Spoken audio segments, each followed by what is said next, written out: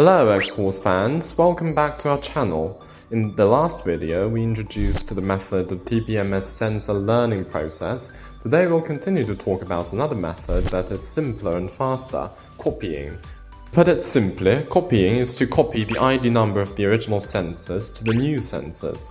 Then, these new sensors can directly replace the original ones and work normally after being stored on the vehicle without programming.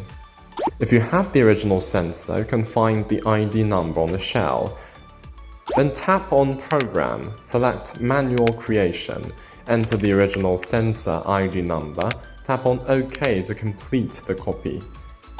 If the ID number can't be found on the shell or the ID number is vague, you can use Max Pro to activate the original sensors to get the ID numbers first, then tap on Program to copy the ID numbers.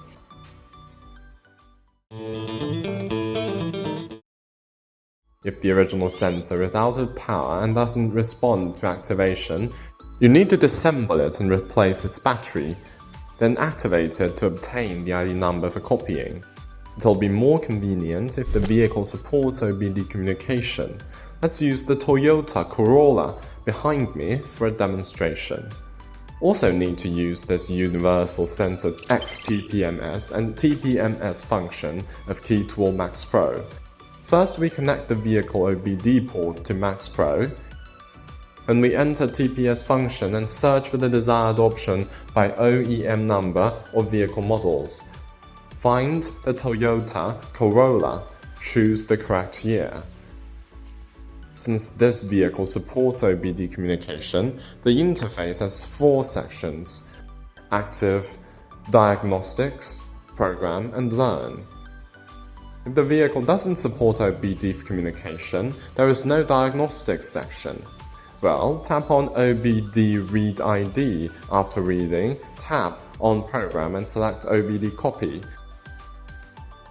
Put in a new sensor and start programming. After success, copy the next one until all 4 sensors are copied in turn.